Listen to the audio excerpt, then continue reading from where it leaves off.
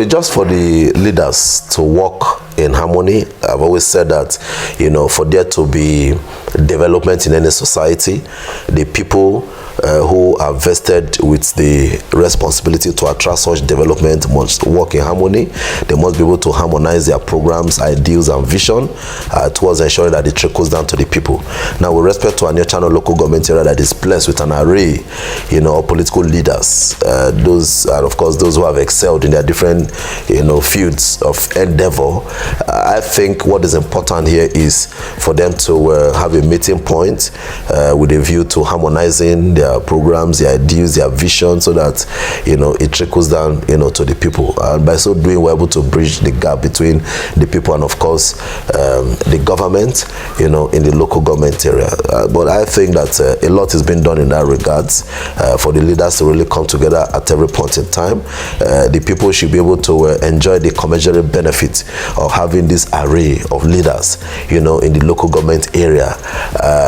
So we really want to call upon these leaders to always sit down at every point in time to articulate issues that borders on welfare of the people of the local government area, and of course those who have found themselves in a position of authority from the local government area should be able to at every point in time channel our pathways in which government can be brought closer to the people of the local government area.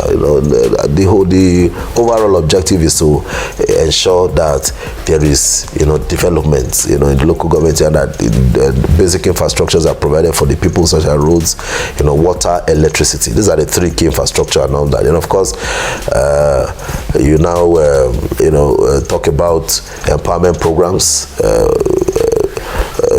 human capital development capable of taking the people out of poverty in the local government area and all that. So that's it. I think we have everything that we need in order to ensure that truly the local government area remains the #1 local government area in the state, not necessarily by alphabetical arrangements, but a #1 local government area in the state when it comes to development, when it comes to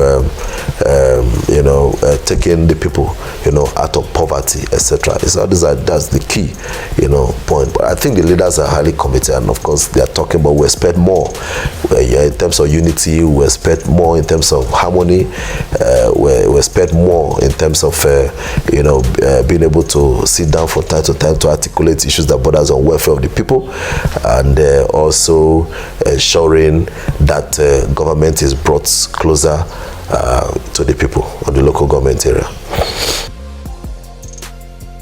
Yes, I've always said that for there to be responsive governance, first there must be responsive followership, because it is, in an ideal society, it is good followership that begets good governance. So I think it's important that we tend towards that in our society. Well, never mind that in the past, yes, some politicians or political leaders tend to weaponize poverty by so doing, undermine the stakes or the rights of the people, to be corporately involved in the process of governance or in the process that could determine, who governs them. Are you getting? Not until the people are able to independently assess those who are aspiring for political positions and also objectively choose these persons to represent them without any form of influence, etc. We will continue to get it wrong at the leadership level, and that is where followership comes in. So but what we are seeing now is a build-up of awareness on the part of followers. We are seeing a marked difference. The awareness level amongst the people is higher now.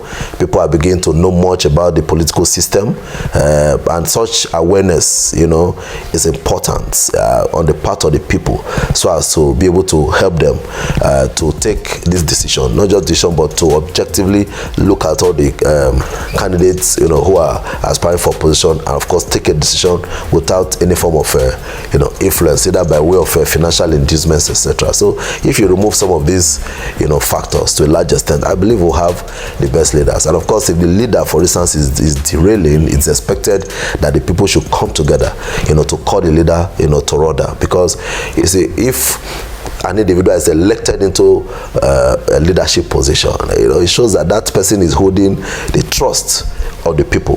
So it is, that person is also accountable to the people. And not until the followers prove to the leader that you are accountable to us, he will not know that he's accountable to them. And so leaders should be held, accountable to the people. And of course, the followers should at every point in time equally, monitor the performance, of those that they have elected, to represent them at whatever level, to know whether it is in conformity with their electionary promises, etc. So if it's not in conformity with their electionary promises, they should be able to call them to order. It's important, we should, tend towards that. The revolution that transformed, France as a nation, that has made it to be one of the greatest nations in the face of the earth today. It's a revolution that started in the prison, where the price of bread was increased a little bit and all that. And of course, people came together to say no, that they must say no to this injustice, etc. And today, that revolution has given birth to one of the best economies in the world as at today. So that is followership. That is followership. So, but again, democracy is one ingredient, is one very important element that helps to really shaping the society. If democracy is practiced in the right context, the government of the people, by the people, and for the people, entails that yes, it is power belongs to the people really, and whoever is there is holding that power in trust of the people. That is the whole idea. And so the people should be able to take a decision as to who governs them without any form of influence. But unfortunately, in this part of the world, you realize that because of the high level of poverty, these politicians tend to weaponize poverty by inducing people financially. But I don't think this is going to happen forever, because we are seeing traces of changes on the part of the people, and I believe there is better future for the country. I've always said it, that look, Nigeria is going to be a great nation. Nigeria is going to be one of the greatest nations in Africa, and of course in the world, because we are seeing traces of such changes. We are still very young. We don't expect to arrive or attain our destination in a day. No, success is not a destination, it is a journey. We have just begun our journey. Just in 1999 was when democracy returned to Nigeria, and we are moving though at a slow pace, but I know that we'll get there because of the factors that we are seeing play out, of certain circumstances, etc., that we are seeing play out. Our democracy is being strengthened on a daily basis. So I know that if we continue on the right path, and give or take in the next few dispensations, with a few successive administration that is going to come on board in Nigeria, and of course in our state, I think they will now be thinking of building on the foundation laid by predecessors, etc., and of course take us to a state of El Dorado. The performance of His Excellency Senator Dr. Nwoko as governor of Delta State is very, very instructive. That's why I keep on saying that whoever is going to succeed him as governor is going to be in trouble, because he has set a standard, a high standard for that matter. So whoever is going to come on board must do something extraordinary.